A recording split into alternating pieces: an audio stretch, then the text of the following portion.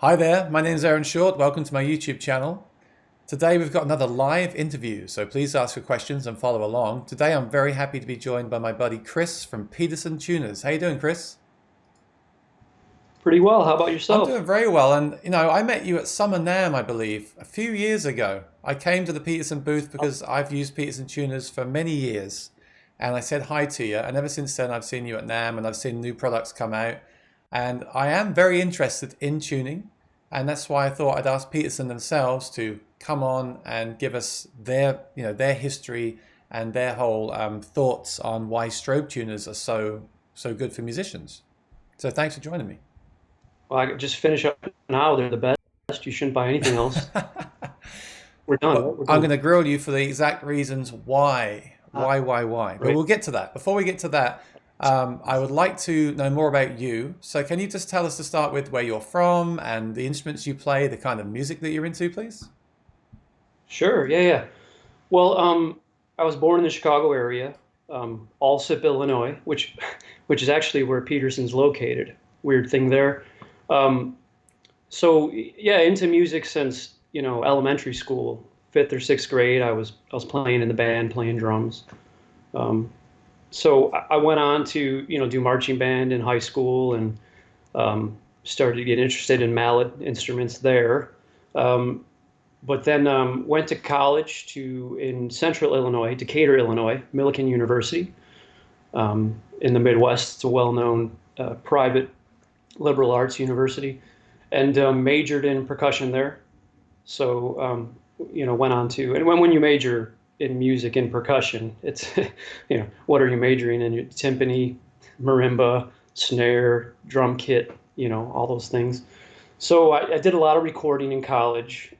Started picking up bass and learned a lot of piano and keys in college, just for the purpose of being able to record things when I couldn't call someone into the studio at 2 a.m. Needed to do it. Um, Got out of college, and the guys I was playing with, they, we were. I was playing drums quite a bit, but I found that you could find more drummers than you could find bass players, and you couldn't find as many players who, at the time, in our circle, that were theory strong and could read changes or think through changes or hear changes pretty easily. So I switched over to bass. Um, and when I play out now, I play mostly bass. But I still switch back to drums and play when it's time to record something and fill in with what I know of keyboards, which is um, not trained as a keyboardist. I have no piano lessons, none of that.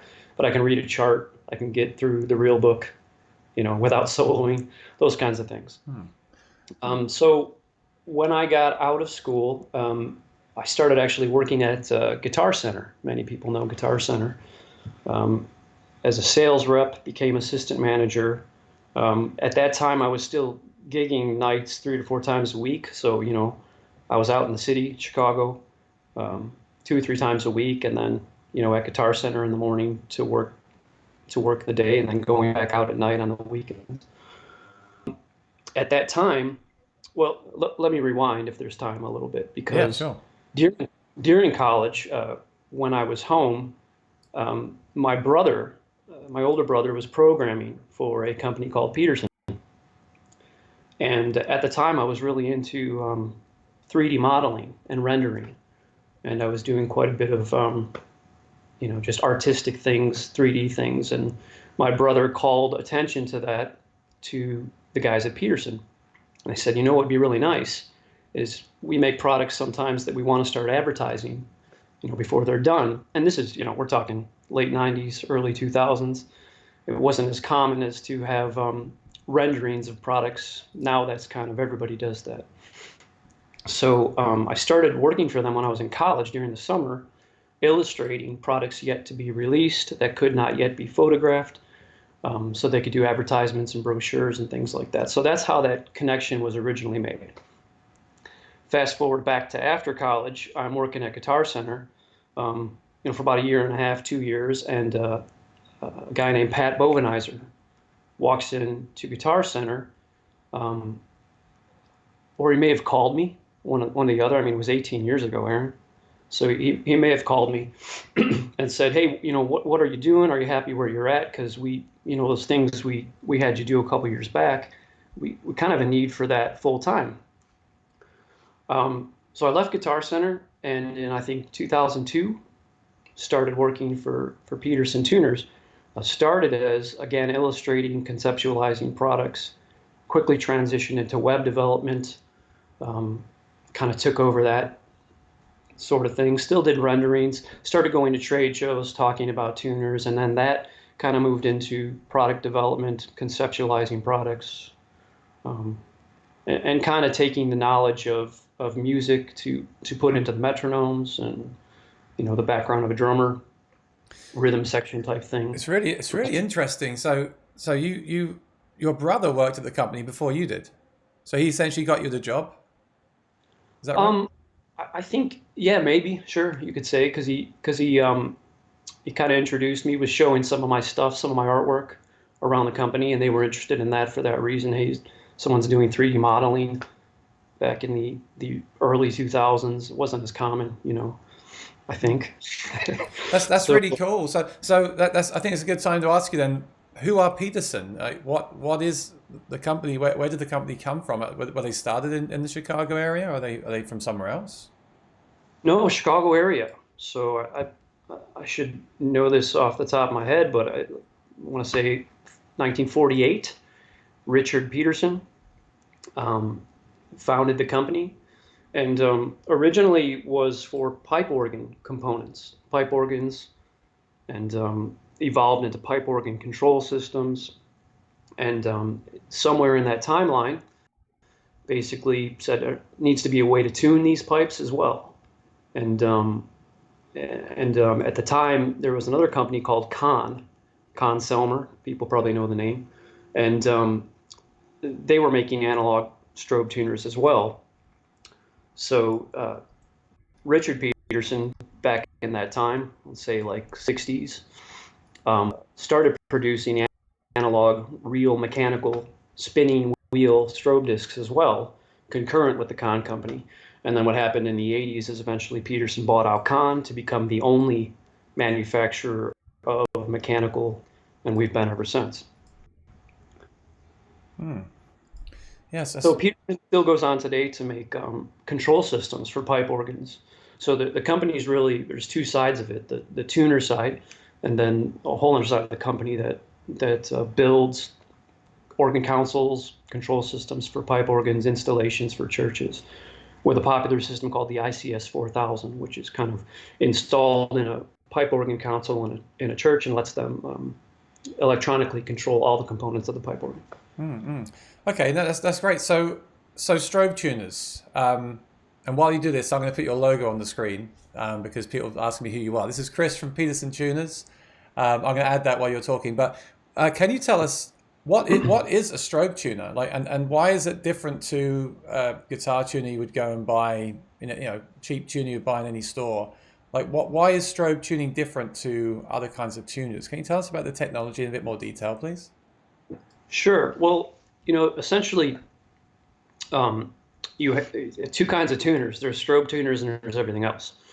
And and it sounds like a joke, but really, um, most tuners, the majority of tuners that are on the market, what they have to do to give you feedback, to show you where you're at, to show you your tuning error, is they have to quickly record the input through the microphone or the quarter-inch input, what have you, and they need to run all this math on that to figure out, well, what is the pitch? Okay, that's around a G. Let's throw a G up on the screen. And then they have to say, well, how far off is that? And they do more math on that input pitch to either light up a certain LED, a green one, a red one, or move a needle to the right position that you have to perceive as straight or slightly off to the center, left or right. And all that, it seems pretty quick, but it takes time. And there is a bit of a delay there between what you do and what you see on that either needle or an array of LEDs. So you've all seen, there's 10, 20 red LEDs in an arc, and then right? Well, your string is constantly moving. It's, you play the string. If you were to look at it on oscilloscope, and you were to see the actual curvature and the waves, you would see that the pitch is constantly moving up and down. Well, if I had to flash a green light when somewhere in that cycle you were exactly in tune, it would just be flickering. It would never be solid green because you're always passing it. So what you then have to do as a manufacturer of a tuner of that type is you have to say, well, here's an acceptable window of what we're going to tell the user is in tune, where we're going to light up this green LED. So you have to basically dumb down the accuracy a little bit. Same thing with needle tuners. You can move a needle just around center or right to center, but then it's up to the user to decide, well, is that straight up and down? How close am I? Well, the difference with a strobe tuner, and it has been since the early days, is that it's phase comparison. So it, if you if internally the machine knows exactly what 440 hertz is, and you are to play an input pitch of 440 hertz, it's matching what it knows is 440 with what your input pitch is. And you see when they line up, you get a steady strobe image. But when they're out of phase, just like if you remember like the old Western movies that you see where the wagon wheel, it, it looks like it's turning slowly, even though things going like, I don't know, 30 miles an hour or something. The spokes seem to phase out. Well, that's the frame rate of the camera versus the movement of the spokes. A strobe is the same thing. Like if you go to a club and there's a strobe light, right? You move your hand, but it doesn't move smoothly. It's like this, right? Because you're only shown the image or someone moving when the light's on. Well, a strobe tuner works that way. There's a disc spinning, and I don't know if I have this pattern on my shirt someplace, but there's a disc spinning and there are lights behind it. And the disc is a set speed based on what note it thinks you're playing. Nothing, if it thinks you're going to play an A, let's use 440 because that's the one everybody knows. If it thinks you're playing an A, it's going to spin this wheel at a set speed. You, as the player, are controlling the lights that are behind that disc. And we're talking about an analog real strobe tuner right now. When the frequency of your input pitch exactly matches the speed that wheel is turning, the wheel's going to look like it's not moving at all. And that's perfectly in tune. But even the slightest deviation from matching that pitch or that frequency of the spinning disc exactly is going to start to make it slowly turn one way or the other. And there's a mismatch. It's phase comparison. So if you're scrolling slightly to the right, that means you're slightly ahead. That you're slightly out of phase with the reference pitch inside the machine. That's really interesting. And obviously there's many kinds of tuners. And I started using a Peterson tuner when I was back in London years ago. And I can't remember why. I think someone probably just told me they were the best, which you will agree with, right? But it also, actually, no, the other reason, it was the old blue one that had the DI as well. Because it was for my acoustic guitar. I was like, someone said it's a good DI and tuner. That's why I got it. And I remember struggling a bit initially to use it because like you said, I love the way you described it as matching up like that. That was a really good way of describing it. But I know that some people that are used to other kinds of tuners can struggle initially to use a strobe tuner. In fact, I've had some people recently, I always give them this one. I've got the clip-on, the Strobo Clip HD. I would always hand this to someone and say, hey, tune with this. And sometimes I get people that just say, oh, I can't use that. Which I honestly, my opinion is just if you use this for 10 minutes, it's absolutely fine and you'll never go back. But it is a different approach, isn't it? And I love how fast it is. I love that you can play any note up the neck and it will just tell you the note. I like how responsive it feels. It sounds weird for a tuner, but it feels responsive, which makes me believe it's more accurate. And knowing that it's more accurate is a good thing for me, especially recording or playing live. I use a lot of harmony pedals that need to track the guitar. They need to be in tune. Now, that's all incredible. But when I was a child, there was an amazing guy called Howard Goodall that did a series on BBC TV, which is still on YouTube, and you should check it out if you haven't already. He does the history of music. Now he talks about tuning and like why do we use the tuning that we do right now? And I'd like to discuss that because I have met people in my life that say tuning is not important. They can tune better by ear, or the tuner doesn't matter. So I want to address that. I think that's the biggest thing with people that I speak to about strobe tuners, and it's something that I can't really answer myself, and that's why I want to do a live chat with you because you know more about this than I do, and also the people in the chat. So can we go back to what you know about tuning, like the origins of tuning, and how it was even like why do we even tune the way we do? Can we start with that, and then we'll move into the benefits of strobe tuning? Yeah. The way we tune. That's an interesting It's a big topic. concept Big right topic. there. I know. Well, right, because that's, as you know, that's changed over time, right? We're constantly in recent times, 440 is the standard. It wasn't always the standard. Who knows? None of us put ears on it back then, 200 or 300 years ago. A what? A440, A432, A438. What was it? That's a whole nother subject, right? But to your point, um, when I was growing up, when I was in school, right, you got in front of a tuner. Well, I played a G. Is that G flat? Well, my tuner says it's flat. Compared to what? Like, well, if you're thinking A440 and you're an equal temperament, that G is good. What's equal temperament?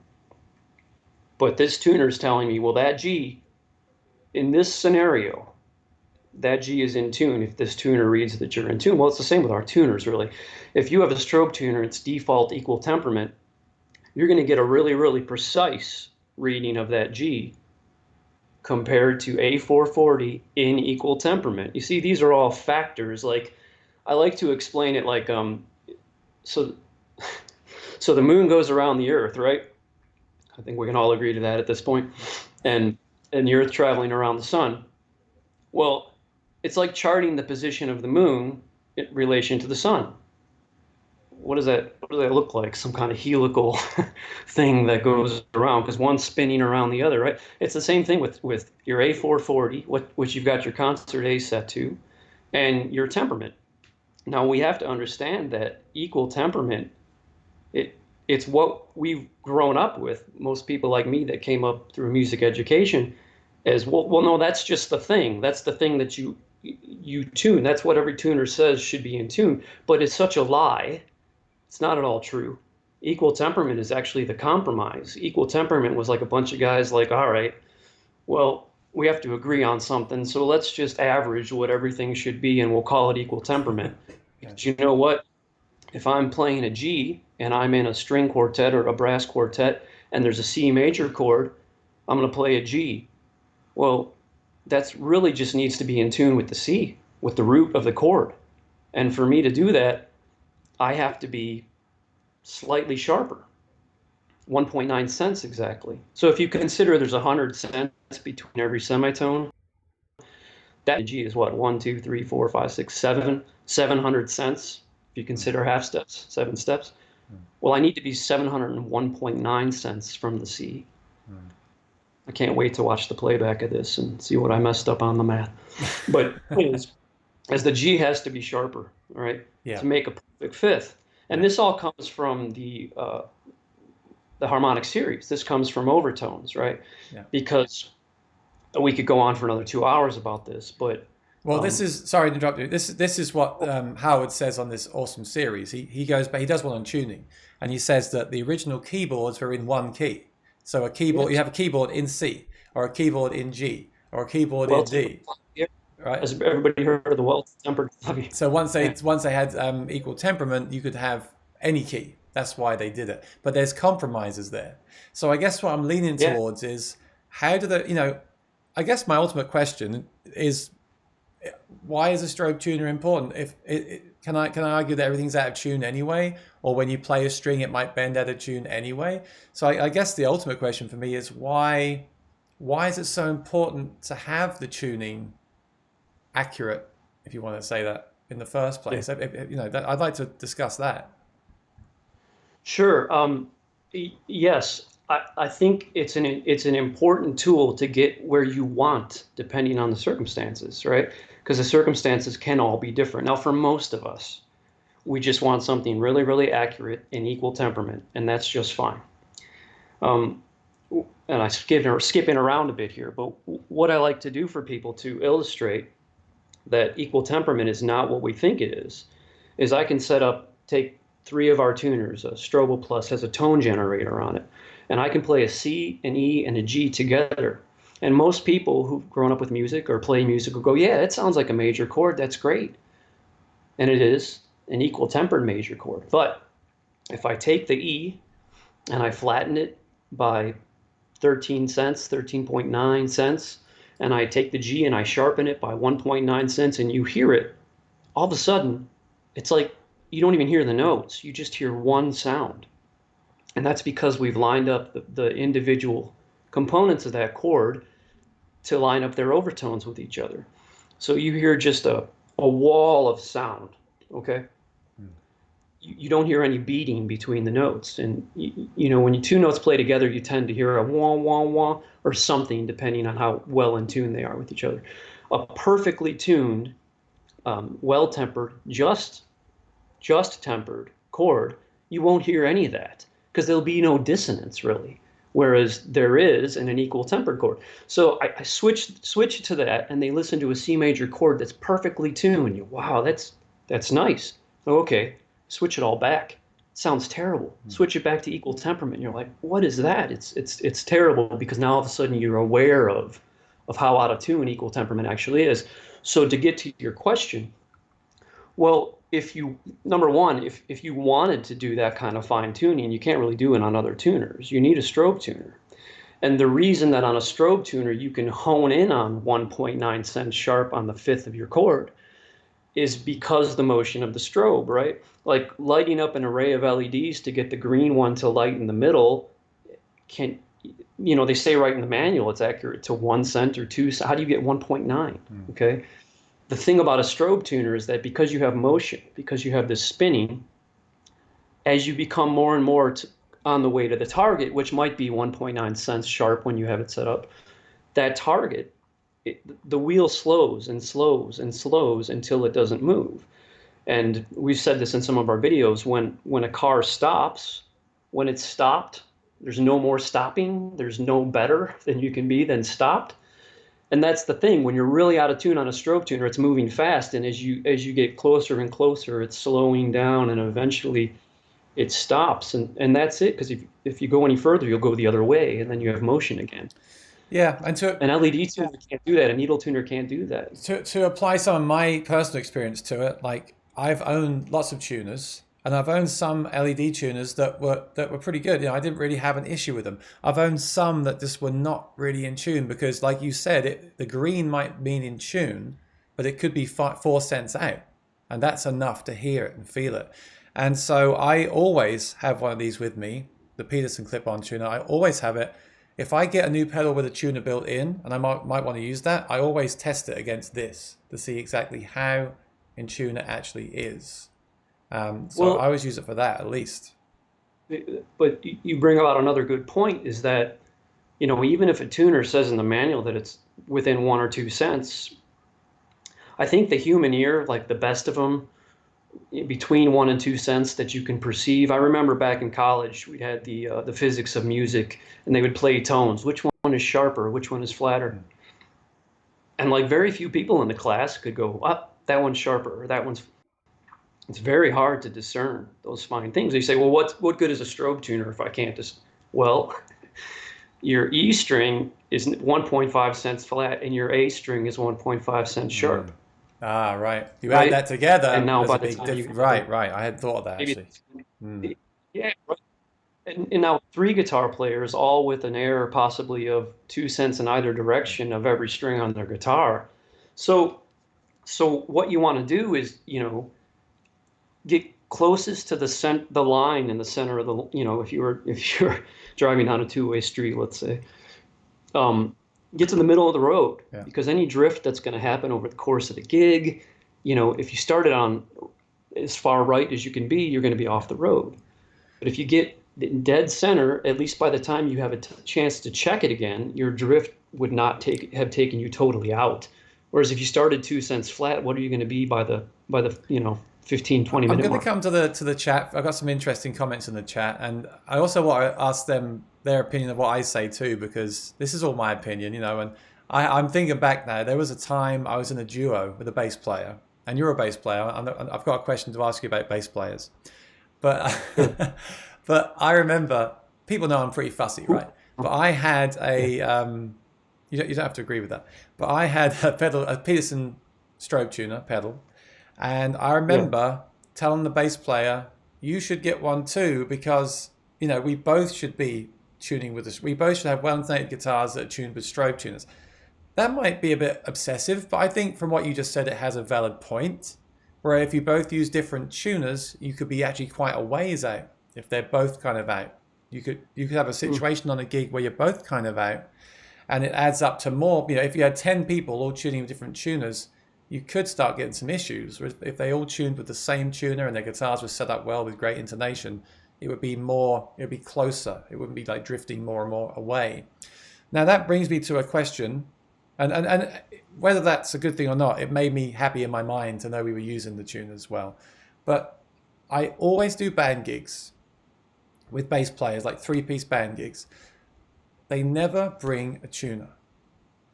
Is that because the bass? I mean, just off subject here with bass guitars, but do bass guitars not go out of tune? And can some people? Do you believe some people can tune better by ear than with a tuner at all, or are they just being lazy? What are your thoughts on bass players that don't take tuners to gigs? Be careful. Can't Be careful imagine what you it. say. Do you take a Yeah. tuner to gigs? I'll put you on the spot. Well, I mean, it'd be weird if I didn't, kind of like, yeah, my guitar player would certainly look at me funny, right, knowing what I do. Uh, but well, of course I do. Yeah, I think the thing is that a lot of bass players will tune by harmonics too, flageolet. They'll activate harmonic, which the thing is that that's a different thing. If you tune every string to equal temperament, open tune every string. Now, the 12th fret being different than a fifth or a seventh fret type thing. But if you tune every string to equal temperament and open, I could see why some people would say, "Well, I do it better by ear because I tune the harmonics Yeah. together." Well, okay, that's valid. But like you were alluding to before, as the foundation of the sound of the whole ensemble, um, you know, like building a house on a crooked foundation. By the time you add the rest of the band to the mix, yeah, I think it's most important. It's most important for the bass player to be in Mm. tune, because you're building upon, if I play a low E, there's all these harmonics in the upper areas there that are ringing. I want them to ring at, as we know, octaves are exact doubles of the frequency, right? So if I'm playing a low E, there's 3 or 4 octaves above that. There are E's and B's that exist in that sonic space. And now the guitar player plays an E chord. Mm. Like, especially if you, the guitar player, has tuned precisely with a strobe tuner, and I didn't bother because I either forgot it or was like, I'll be fine. Well, imagine what that sounds like when it doesn't line up. And in fact, you know, because of my job, when we were out playing as a 5-piece, a lot of the time. So there's me and 2 guitar players and a keyboard player that sometimes played a guitar or acoustic or something. Everybody would tune with a strobe tuner, and we would constantly get comments about how, wow, the sound is like, it's just it. I think what happens is that all of those precise frequencies, when they combine with each other, increases the amplitude of every one of those frequencies. And it's just more of a wall of sound. As things become out of tune, they don't penetrate. They don't amplify each Mm. other. I've Do you know what I heard mean by that. that? I've So heard that like, I do a lot with acoustic guitars, and I'm often on the forums. And someone said my acoustic guitar doesn't sound right. And one comment someone made was, make sure it's well in tune and intonated, because it kind of rings out more harmoniously. And there's definitely some Totally. truth to that. Again, in my opinion, let's go to the comments, because I know this is a very subjective and opinionated subject. Okay, Sure, so sure. Yeah. okay, so hello to Mark Bell from Canada, Cads, Gary Roberts, how you doing? Let me know what kind of tuners you're using too. Patsy Smith, Alec Bourne, Raphael says it's very interesting. Good, we're pleased about that. David, who I know uses Peterson's, he wants us to talk about sweetened tunings, and we will do. That's another subject I want to get onto. He always got a question. Was Con the first strobe tuner? I remember the Con as a kid in the band room. Con tuner. Anything about them? Yeah. I hate to misquote, because of how long ago it was, and because of my age, at 21 years old. Kidding. I'm not I knew you were. I knew you were. exact date. I believe the first analog strobe tuner was Con, but since we acquired Con in the 80s, people say, well, is it a Peterson? Well, we bought Con. So, um, yeah, it may have been because it was a Con ST6, ST8, I believe, and ST11 is the most popular one, probably that our watcher. It was silver, half of it black, and the orange disc in the upper. It was taller than it was wide. 50% was silver metal with a glowing orange disc, and the bottom was black with four controls on it. That's probably the most common one that people know. Oh wow! I'm just reading on the good old Wikipedia. It says that Peterson was founded by Richard Peterson, 19. Oh no, he was born 1925. Okay. Yeah. So did Richard Peterson buy the Con company and turn it into Peterson tuners? No, no, no. Peterson, no. Peterson existed, and then purchased Con in the Oh, I 80s. see. There was a time where they concurrently were making strobe tuners. I see. So who made the very first strobe tuner then? Was it Peterson? Honestly, I think it was Con. It's probably Con, the Okay. very first one. Okay, but they were kind of two companies, and then Peterson acquired Con, and they became one. Okay, no, Correct. I didn't know any of this. Very interesting. Where were we before I interrupted you on that? That's okay. Um, um, Oh yeah, he was oh he yeah, was yeah. asking about Con. Yeah, the first strobe. Yeah, that's what his question was. Were they first strobe tuner? I remember them in the classroom as a kid. Yeah. However, the first strobe tuner I ever saw was a Peterson, Hmm. back in high school. Yeah, me too. A lot of 12 wheels that you would see, the ones that would be in the front of a lot of bad rooms were 12 wheel strobe tuners. In college, to tune timpani and things, I had a single wheel, and that was a Peterson. And okay, we got another good point here. Alec uses Snark tuner. Becca uses a Snark tuner.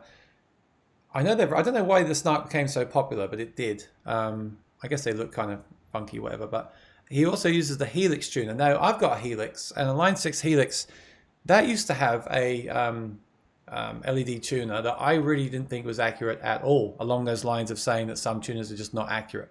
I really thought that was Yeah, out of tune all the time. So they actually added a strobe mode, which I do think is more accurate. But the question is sure. how a lot of these pedals have a strobe mode. Is that the same as having a dedicated strobe tuner? No, there's still going to be some delay. Mm. Um, and strobe mode, like, honestly, I get it. To me, if a tuner has the choice of a single green LED or a strobe mode, I would take the strobe mode, but it's not really a strobe tuner. Okay, that's good to know. Good job for making that better by imitating a real strobe Yeah, tuner, it de- but it's not the exact same it thing. definitely is better. I can attest to that. But yeah, it's good to know it's not exactly the same. I know that like my guitar tech always uses a strobe tuner when he does like intonation things like that for the reasons we've already discussed, right? Yeah. Chris Decker uses a Well, Turbo well, Mini. keep in mind, Oh, no, a strobe mode. So you remember I described before that a needle or LED tuner will analyze the pitch, figure out, oh, this is a G and it's 2 cents sharp, and let's put the LED or the needle over here. It's doing the same thing internally with the strobe mode. It's just going, okay, now we're going to turn it at this RPM. Mm. But an actual strobe tuner has no idea how many cents you are out because it doesn't care. Right. It's just things turning in front of another thing, or well, there's just two things out of phase, Yeah. and you're going to see the result. It doesn't know. It doesn't care that you're 3 cents Yeah. flat. It's just you're seeing a speed intrinsic of the device itself, right? I'd never thought about it that way. When I tried to explain, I'm so glad you came on here because I'd never thought, it's so obvious now that that's what it's doing. It's such a great way to explain it to someone over just an LED telling you, hey, you're in or out. And of course, there's going to be some latency. Of course, an LED can't tell you exactly what it's thinking. But Yeah. that turning of the thing in phase, that makes so much sense. And strobe mode is just I'm going to animate the LEDs to Mm, look like they're turning, but it's not. They're still doing math to make that work. right, They're still doing internal computation. Strobe tuner doesn't care. right. It's just your phase. It's like analog And versus digital, right? Yeah, exactly, and that's what gives you the speed because even our digital tuners are their brains are analog. I know that's hard. I say that at trade shows. People are like, "What? It's the digital screen. How is that an analog tuner?" It actually is. I was about to ask you that very question. Like, is like this clip-on tuner, which I love. This is digital. So you're Right. telling me? Are you? I'm sorry to put you on the spot, but I'm going No, to. So go ahead. this is different to the Helix tuner, which is digital. Yes. Now, I can't claim to know what's going on inside that tuner. Oh, mine I can. Ours I can. Hmm. The Line 6 one, I don't know. I suspect that it's a great simulation of a strobe. The strobe mode is, do the math on it. FFT for the geeky stuff. You can figure out exactly how many cents out this is, and then I can animate. Like if I was going to write it in software, I'd say, all right, let me figure out the exact frequency here, and this should be 440, but I'm detecting 441.2. Now, what speed do I animate this graphic to look like it's turning, right? And how do I have to program the LEDs to make it look like it's spinning? Hmm. You know, even our digital screen strobe tuners do not do that. All they do, the only computational part is figuring out what note name to display. Hmm. So that's what we got to do. We got to say, well, we have to figure out that that's a G, and that does take some math. Hmm. And we got to figure out what the fundamental is. And if you detect a fundamental note, you play your string, and the fundamental, the tuner picks it up as, all right, that's close to an E. I'm going to put an E up on the screen. That's as far as the computation really goes, because the rest of it is, well, once we know you're trying to play an E, we're going to phase the input signal against Hmm. what we know to be the note you're going for, and then that result is displayed on the screen. But the motion you see on the screen does not require computation of the pitch itself. Hmm. Does that make sense? Yeah, pretty much. I'm going to say it does. So My buddy Chris says he uses a Turbo Mini, the ST Turbo tuner. That is a strobe tuner, right? You know what I'm talking about, right? yes, Yeah. yes, correct. And then he uses Snarks as clip-ons. I'm surprised he uses a ST on the board and Snark with clip-on. But I mean, I do have some smaller tuners that aren't like this that I still like. But this is my kind of go-to, honestly. Now here's one from Jason. So Jason says, in all honesty, I use a clip-on tuner from Thomann for €4. It's never let me down. Plus, I have one built into my Boss ME80. So I'm not sure what to say there. I mean, I guess if you're happy with that, I haven't used that tuner. So if you're happy with that, then that's great. I think, I am known to be a bit OCD and these things. And I think the problem is I've now used the strobe tuners. So even in my mind, I want to use them. So there's a great video on the product that you have in your hand. It was not solicited. I have to find it and send you the link. You could probably Google it right now. But there's a gentleman who did a video on the Strobel clip, and he said his friend was out at NAM a couple years ago, Winter NAM, maybe 2 or 3 years ago, and picked him up from our booth, picked up a Strobel clip HD, and sent it to him. And he candidly, he does the video and he says, yeah, when I got this, Why should this be any better than the Snark? And those are fair points. We get that. We hear it all the time. Nothing wrong with that. The thing is as this guy illustrates in the video, is he was not a believer until he did it a few times and then said, you can't go back. We hear that the most. Mm. Our customer base, once they have one, once they've tried it, they say, man, that I used a normal tuner and it just wasn't the same anymore. Because Yeah. I think there's some ear training involved that happens when you repeatedly tune with a strobe tuner and you hear your instrument. You know the details of your instrument. You know how it sounds. And when it's crossed the line to being that in tune, I think you can never go back to hearing it the other way. I just don't like to be. I don't want to come here on here and say what I'm saying is correct, you know. But I would say if you've never used one, then try one. Try the ST Turbo clip-on tuner. Try it and see if you still feel that way. I would just say, yeah, be open to trying it. But I mean, I don't want. I mean, I know that so many musicians I know tune by ear. Some musicians I've known in the past, like professional musicians, believe it's best to not tune. Like the old Stone songs are out of tune, right? Well, listen to some Beatles tracks. I mean, it's Yeah, all over the place. yeah. So who am I to say? I mean, in my band, if I'm paying my band, I might say to them that you have to use a strobe tuner just because I like that. Yeah. But who's to say?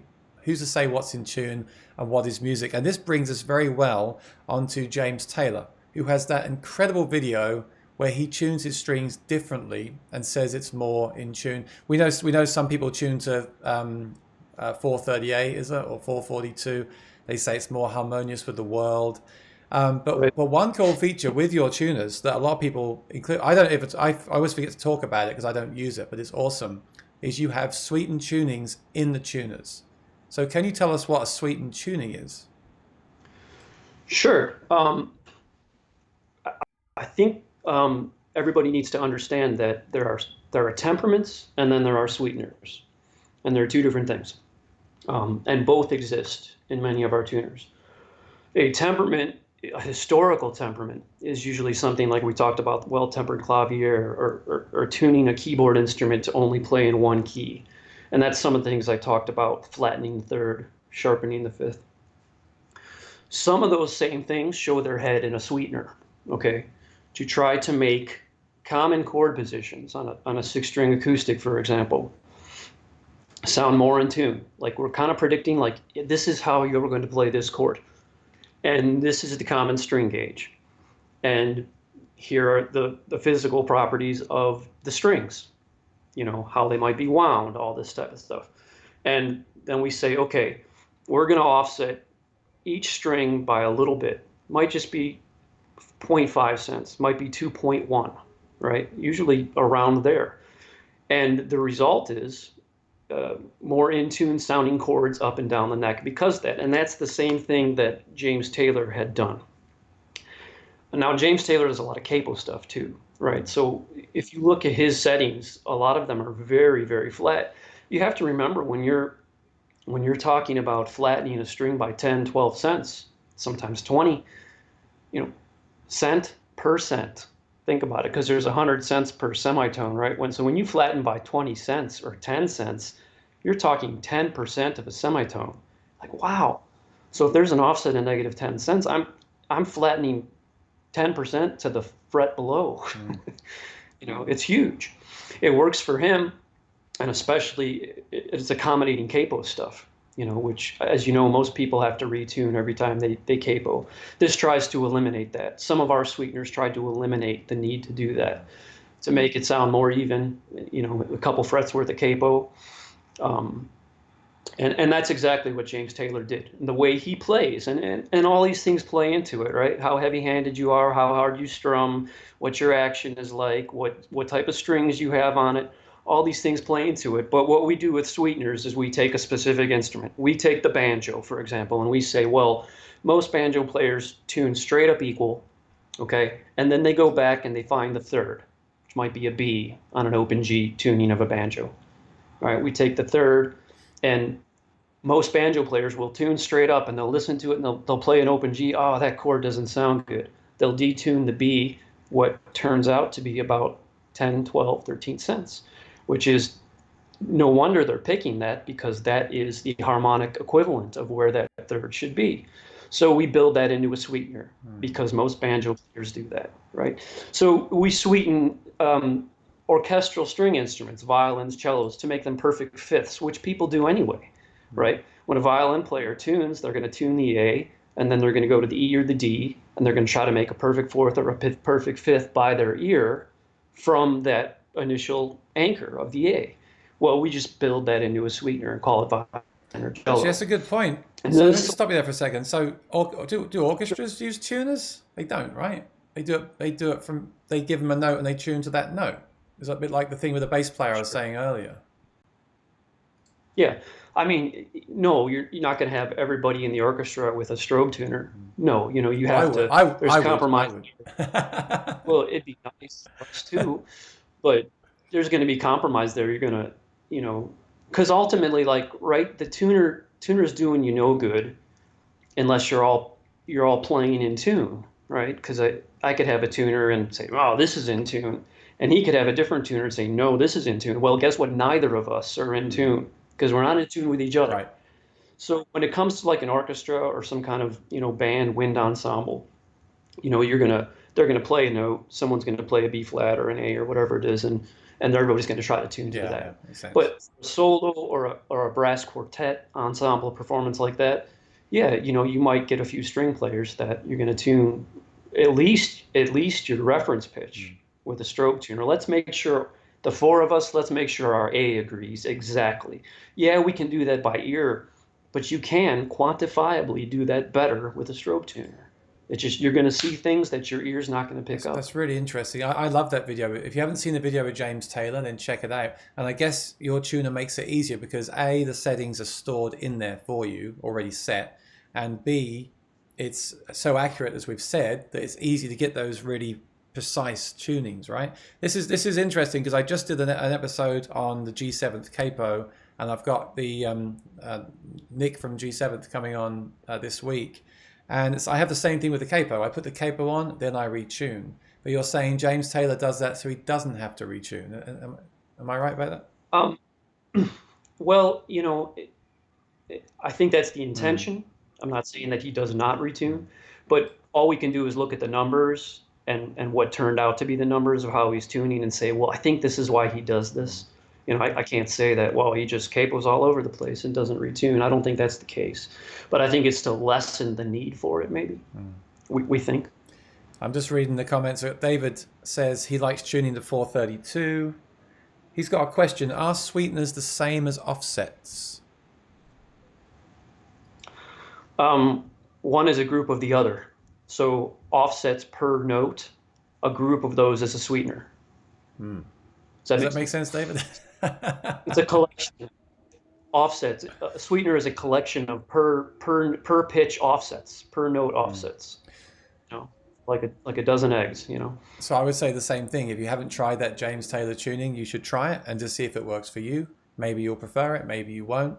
But it's cool that you have it stored in there. Someone else, someone commented on a review of the tuner. I've reviewed these on my channel, and someone left a comment just the other day saying, "Why do you need firmware?" Because I know both of these. I've got the. I'll just show them on the camera. I've got the Strobostomp HD, which everyone loves right now. It's awesome, and the clip-on.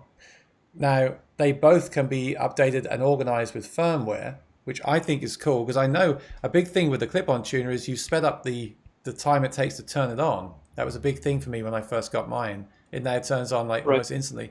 And that was a big thing. So I think firmware, I mean, we have firmware for our microwave ovens now almost, right?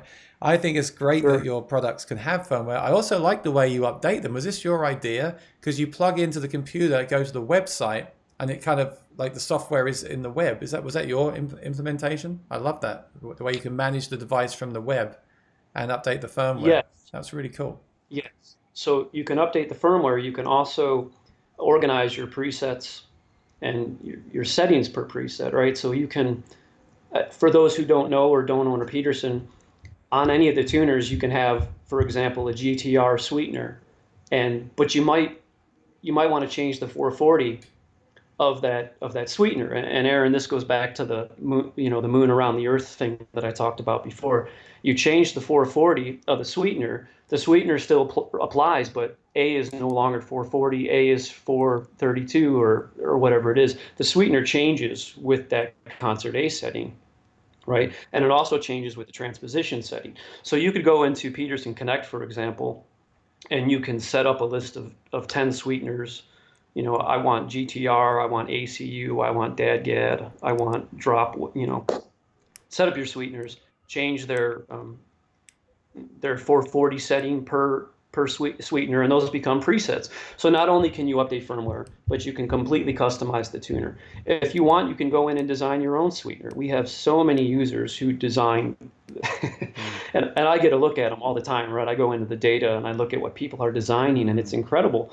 Like non-Western music stuff, like quarter tone scale stuff or 18 notes per octave type stuff, and they'll design a sweetener. I mean, that's another thing about Peterson. What other tuner can you do that with, Yeah. right?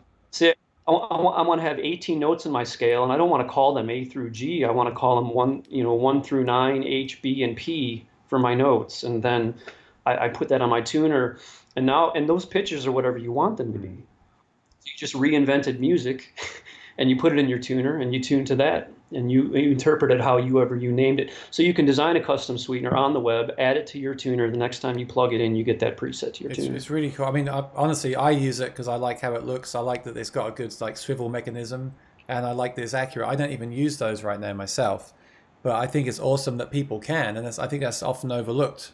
Because of people like me, I don't talk about it. So it's great that you can do that. And another reason I forgot to mention earlier why I also believe musicians should use the pedal tuner is because it's got the mute as well. I don't want to hear the bass player tuning up on stage. I want them to be muted while they're playing. And I'm just looking at this. I just, like I said, I used to have the old blue. Were you at Peterson when they made the blue version of this? Sure was, yeah. Because I remember I had that one. Then there was a grey one. A lot of people made fun of the shape. They thought it looked like a race car. Or it did. Someone even said one. And I don't like to say anything negative, but on mine, my screen used to peel. You know about that, right? Yeah, sure. So I love what you've done with this one now. It just looks so modern and sleek compared to those ones, and the screen is huge, which I think is very important. That is my favorite product that we've made. Yeah, and I've been since 18. And anyone that's seen the reviews of these on other channels and stuff this year, everyone's just raving about it because it's awesome. And you've even got a power out as well, right, on the back there. Yeah. So yeah, it's just really, really great. I love this thing. Well, you mentioned firmware, Aaron, and I think one thing that's notable here is that every company likes to say we listen to our customers, right? I think anybody who's interacted with Peterson's staff and support knows that to be the case with Peterson, or more so. We get calls all the time say, the speeding up the power on cycle of the clip was one example of that. Had a few customers, they either open a support ticket, they mention it, we make mention of these things, and we are pretty quick with firmware updates that address issues that real players are having in the field. And we get on that quickly, and we turn it around quickly, and our engineering team shoots us back firmware files. It goes to the website. We tell our customers, plug in, and you'll be set. Aaron, did I lose you? No, I'm just reading the chat. I got some really good... Yeah. Oh, wait, I've gone off, right? I'm just looking at a black screen, so I wanted to make sure you're still there. Yeah. I mean, I can go on. No, you can hear me though, right? Yeah. Hang on, let me try. So let me try and get myself back again. Hang on, I'm not sure. Sure. I'm not sure what happened.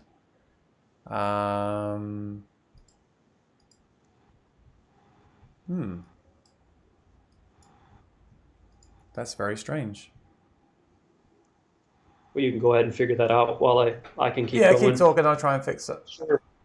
Sure. So I'm very involved in the website support system myself, and you'll see things that come in, and it's like, that makes a lot of sense. And even in all my experience playing, I'm back again. Sorry.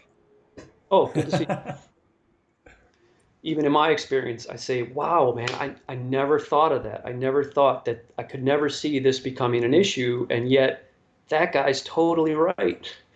So, so we'll go and we'll make a change and we'll turn that around and you plug it into the website, you get the new firmware update, and then we get more immediate feedback about whether that solved the issue that the customer was having. And then we standardize that firmware update, everybody gets it, problem solved, and it's a quick turnaround. So firmware updates are common, but I think that uh, Peterson support is just constantly raved about, and for good reason, because we're responsive and we turn things around. We get back to you. You pick up the phone, you call us. You're talking to either me or a few other people, at the Peterson team. We address the issue, and we're in close contact with the software engineers to get all those issues resolved if there is one. Yeah, I think that's important, and especially these days, I think everything should have firmware. I get it. Some people might say, "Why does a tuner need firmware?" But why not have it? And in fact, David in the chat didn't know. He owns your tuners. He didn't know you could do that. So I'm glad we said that today. He didn't actually Yeah. know you could do that. My camera's acting weird today. Anyway, I'm back on now. So let me go. Let me talk about that for a second, if you don't Hmm, mind. The firmware updates and how it's done through the web. Right now, for the time being, and for the past few years, this works in the Google Chrome browser. So there's a plugin for the Chrome browser that allows communication between a USB device and the website. This is our platform. This is what we utilized to do all this. And this allows us to, for example, a user can call me and he say, "Oh, I'm plugged in right now, but I can't get the GTR sweetener installed." I can install it for him and hit a button and it updates his tuner remotely. And I've programmed it for him. It's allowed amazing things. However, other browsers have been slower to catch up with that technology. But that looks like it's about to solve itself within the next few months. It looks like Microsoft Edge and a few others are coming on board to allow some of the platform we've developed to be accessible in different browsers. So we're looking forward to that's that that's by summer. that's really good news. What about Safari? Does Safari work? Not at the moment, Hmm. and anybody with an Apple device knows, as much as we love them, they're a little more locked up with. Yeah, no, I know, I know. I what- just installed Google Chrome to do mine. That's absolutely fine. It yeah. works fine. Okay, let me go through the chat again. I've got lots of stuff in here today. Thank you for your questions, because I love the way I can ask the questions and then people can bring in their experience as well. I love these live interviews for that reason. I love the questions because I'll just go on forever if not. um, okay, here's one. Why is the Peterson clip-on more precise when it tunes to zero point 0.1 cent like most other tuners? Do other tuners tune to zero point 0.1? They Well, don't, do they? generally speaking, no. Um, Now the thing is that, and this gets a little complex, but I think our viewers now are gonna dig this. Um, it is easy to say. You could say zero point 0.1 cents precision, right? Anybody can say that. If I want to say Peterson tuners right now tuned to 0.0000001 cents, I can. But we'd probably be having more protests or more arguments about the usefulness of that. But the point is that anybody can detect the slightest deviation in pitch. That the key is being able to tell you, that the user. I have to convey that information to the guy looking at the tuner. So the thing is that the strobe efficiently does that and lets you get to zero point 0.1 cent. It could let you get further if we wanted to. So you'll see a lot of tuners come out and say, "Well, we're 0.001 cents." Well, that's great, but can the person using the tuner actually use that information to get to 0.001 cent? And 99.9% of the time, the answer to that is no, because unless you are using a strobe disk to display that error to the user, it's useless to be that precise. Hmm. So, so what's the difference? You say, why the strobe clip is zero point 0.1 cent? What does that get you over the next tuner? Most clip-on tuners will tell you in their instruction manual. Plus, you'll see this a lot. Plus with a minus underneath it. Plus or minus 1 cent or plus or minus 2 cents. That's all fine and well. And are you going to tune with that? And most people say, oh, that sounds pretty good. Yeah, probably, but you're going to tune to zero point 0.1 cent and actually play a common chord that you're used to hearing, and you're going to know the difference right away. Because are you going to notice the difference between the string G tuned to zero point 0.1 cent or 2 cents? No. Are you going to notice the difference of all those strings interacting with each other and their overtones interacting with each other when you tune to zero point 0.1 cent instead of 2? Yes, Yeah. you are. I can say that definitively. You are going to know the difference when you play your first strum after having tuned that precisely. I think this is what we discussed earlier on, and I definitely, from my experience, I definitely agree with all that. And I think we've got a lot of strobe users in the chat that agree with that too. And if you haven't used one before, you just have to try it and see what, and let us know what you think.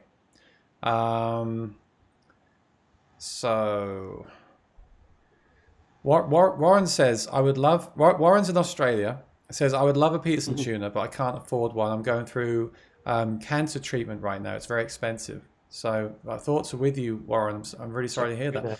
I don't suppose there's any way, do you have any connections in Australia? Could we get Warren a clip-on tuner? Yeah, Aaron, can you collect his information Yeah, right I'd like to there? do that for Warren. Warren, send me your email address, please, to info@aaronshort.com. I'll put it in the chat for you. And I'll get it through to our sales guys and see See if we what can can be do worked out something. with. Yeah, we'd like to do that for you. There you go. Send me an email with your details, please. I'll forward it on to Chris. So I want to say, like, That's our thoughts are with you. I didn't want this to come across as like an ad for Peterson, because I wanted to just make it clear that I used the tune. I already said I used the tuners in London before I even met you. But yeah. That's why I spoke to you at NAMM, because I was like, oh, I still remember that day like it was yesterday, because I was walking around, I think it was the last day, and I saw Peterson. I just thought, oh wow, it's Peterson tuners that I use, and that's why we got talking. And this has been fascinating because I didn't know. I knew you're based out in Chicago near my brother actually, but I didn't know like your backstory and how you got working with them. I didn't know all the ins and outs of the tuner and technology. David in the chat is a great musician, and I know he's into gear like me, and I know he's got the tuners. I'm really happy that he didn't know about the.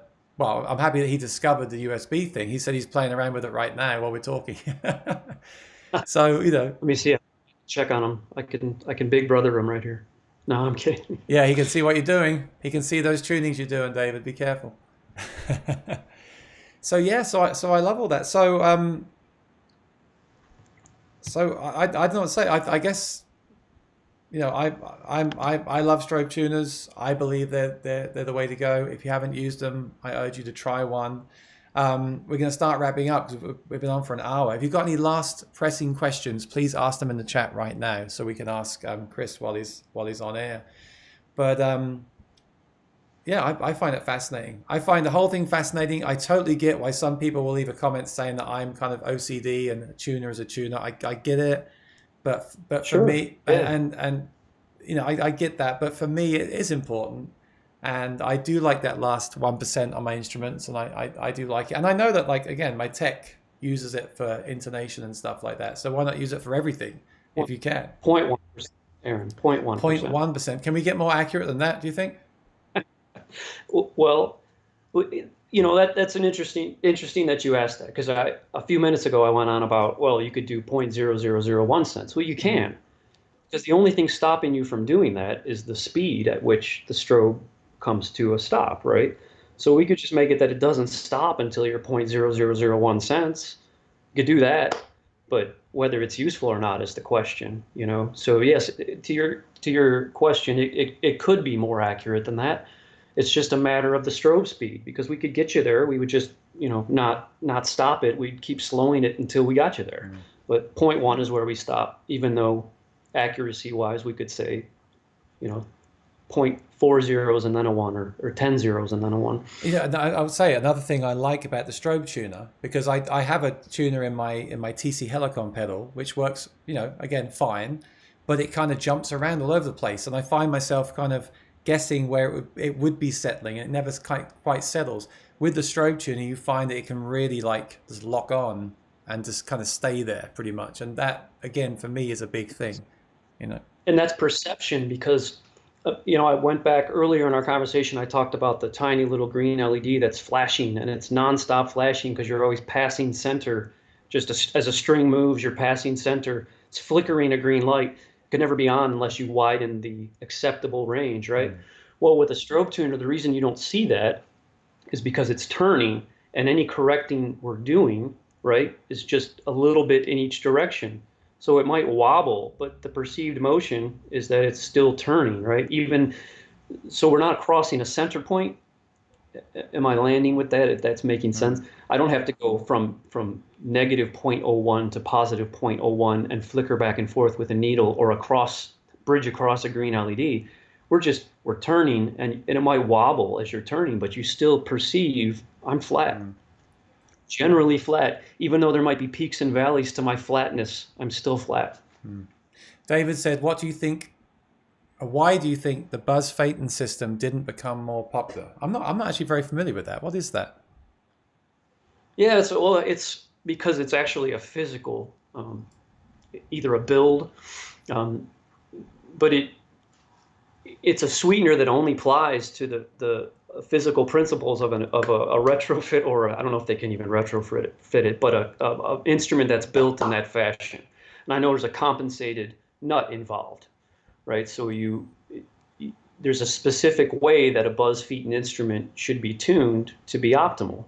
And I've talked to many people who swear by that, and oftentimes in combination with the Peterson tuner, say that I haven't heard it myself. I haven't, not being a guitar player, I haven't been exposed to that. But I can say plenty of credible customers have pointed to the benefit of a Buzz Phaeton guitar. Mm.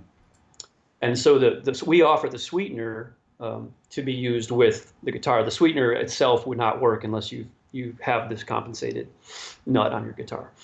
Oh yeah, yes. I remember there was a thing. My friend told me you could buy the nut and the saddle, which has been compensated to be more in Right. tune. Yeah, let's face it. You can drive yourself crazy with all this stuff. You can. Oh, sure, sure. But this is that's the thing, right? It really depends on anything, any craft, right? Any art. You could drive yourself nuts with how perfect you want something to be. Actually, on the side, I'm a hobby woodworker. Hmm. I could drive myself nuts with, well, I don't know, this one is 5 thousandths thicker. The joint's not gonna line up precisely. I put the tenon or the mortise off by 7 thousandths. Man, people be like, it's a table. Yeah. What? Nobody's gonna see that, right? So it just depends what kind of person you are and how perfect you want anything to be, whether you are an artist, whether you paint, whether you play music, whether you record. I Hmm. mean, to tie it back to tuning, I've gotten stories by some, I'm not going to say the name of the band, but that one of their albums was recorded where they would actually punch in opening chords of a song. They would tune the guitar to ring a G just beautifully in tune, and they would just punch in that opening chord because they wanted the downbeat of that song to in a certain way. And Hmm. then, just for that chord. Now the G might be tuned differently if it's played again somewhere down the Hmm. line, but that first chord. So depending on your craft and how good you want it to be, who's to say where you should end in the pursuit of perfectionism, right? Like it's art. I've heard that too. I've heard of people recording like you said, tune the G chord, record that chord, tune the D, play Yeah, that chord, record that. I get it. I get it. For me, the strobe tuners are nice in between. sure. Just to tune up before I play a gig with that is a nice kind of compromise. I know that as soon as you press on the string and the way you play can change all that, but I just feel like I'm starting from a good place. It's fast and accurate, and it Well, gets that that's a done. great point because you don't have to achieve that perfection just because you have the tool to do it, right? Mm. In a pinch on stage, if I need to get through all five strings on my bass and I have just a few seconds before the downbeat of the next tune, am I going to get it to stop every time? Mm. Maybe not. I could have if I wanted to take the time, but I'm going to get through the instrument. I'm going to get them, and even if it's moving a little bit, I can tell you that I'm already more accurate than most tuners out there. Mm. So even if I have a little motion in the strobe and I don't have the time to be a perfectionist at that moment, then I don't have to. But at least it's available to me if I wanted to. It's like saying I have, a square or a woodworking ruler that's got, thousandth of an inch increments. Well, it still has the 1 and the 2 and the 3 inch markings, and maybe that's all I need for a specific project. It doesn't mean that it's bad to have the ruler that's got all those markings, right? Mm. Yeah, David said if you've been playing long enough and have a good enough ear, your fingers adjust the strings on the fly as well. I know I do it without thinking. Being out of tune drives me nuts. Sure. Yeah, I hate being out of tune, and I use it when I do a demo for my YouTube channel. I always use the this one. That's why I've still got the plastic on here. It lives on my desk because I know someone left a comment saying thank you for tuning your guitar. They didn't say thank you for tuning it with a strobe tuner, but what they meant Right. was it's in tune. And I think that's just there's no excuse when you're making a video or recording unless you're going for the out of tune retro vibe, you know. Right. So anyway, Yeah. I think we can all agree it's a personal thing, but in our opinion, me and you and David too, the strobe tuner just gets you into a good place. So what's we didn't really talk about Peterson the company very much, and I will start to wrap up. But I know you can't tell us about new products, but what is? Can you tell us anything about the company and where it's heading, or anything like that? Sure. A little bit. Hmm. I think, as I said before, we're constantly listening to customers and trying to adjust development directions into what they need. Um, I think we learned a lot with this last product. We learned a lot about what customers are doing, how they use a tuner, how it's going to be used on stage. Some of the things we've discussed is about, well, how precise, on the fly, how precise do I need to be? Well, let's listen to that, you know. Let's make it so that this is available to you, but that it's still going to be. Uh, you never want the ability for something to be ultra precise to be cumbersome to the process, right? Hmm.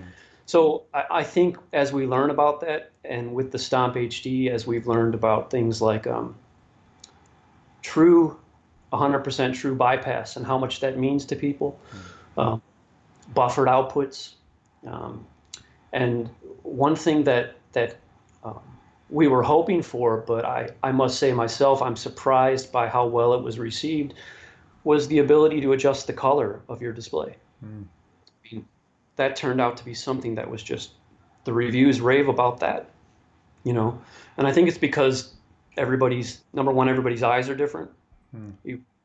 Nobody can say how the other perceives color. And depending on your environment, depending on the stage lighting, the ambient lighting of the room, you might see something. And if we are to sell this product as, hey, this has crucial information for you, well, we have to make sure the user can see it, right? Hmm. So giving the adjustability of that. So without divulging too much, I think um, we've gained a lot of knowledge from the last few products, and especially the Stomp HD, and we're listening to the feedback of our customers and moving product development to match those Uh, ever growing set of And we needs. should mention that there's more products than just these two. So these are kind of the most current ones and the ones that I have. I like the app on the iPhone as well. I use that sometimes too. Um, Sure. and I know they used to. I spoke to you about this before. There used to be a plug-in for the computer to the desktop while you're recording. I'd love to see more work done on that too. Yeah, I love having one with me all the time. It's useful. Chris said, "Can you put a strobe anywhere in your chain that is convenient, or does it have to be right after the guitar? Does the guitar have to go straight into the strobe tuner ideally?" I mean, depends what else is in the chain, right? Because um, most pedals that are on a pedal board are introducing some other flavor to your signal, Mm. whether that be additional overtones or less overtones or equalization cuts in crucial areas.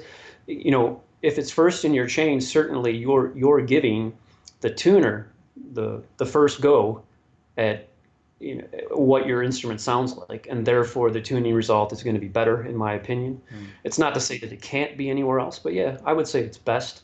And with with a mutable switch as well as true bypass and things like that, there's really no reason to not have it first in the chain. And is it better to tune with an open string or a harmonic? Mm. How much more time do you have? Well, I was going to start Yeah, wrapping up, but that's actually a question I'd like to know. So yeah, I'll let you answer that one if it's okay. man, that one is so subjective, and why I say how much time do you have? It's not because the length of my explanation. It's Uh, because it could be argued. It so could be so argued uh, over. so to make it short, then, if I just said to you, which one should I do, open string or harmonic? Which one would you say if you had to choose one? As a bass player, open string. Okay. Um, as a harmonic, as long as there's no sweetener, right? Because you wouldn't want to have a sweetener and tune harmonically because then, you know, you keep in mind the quality of your strings affect the tuning of your harmonics. Hmm. Um, and actually on a true strobe tuner, you can even detect the quality of your strings by how many harmonics are introduced and how well those harmonics are tuned. You can kind of tell when there's a bad string. So that's why I said it gets a little bit complicated. But as a bass player, I would only tune open strings. Okay. And as a guitar player, I can see the need or I can see the desire to tune with harmonics.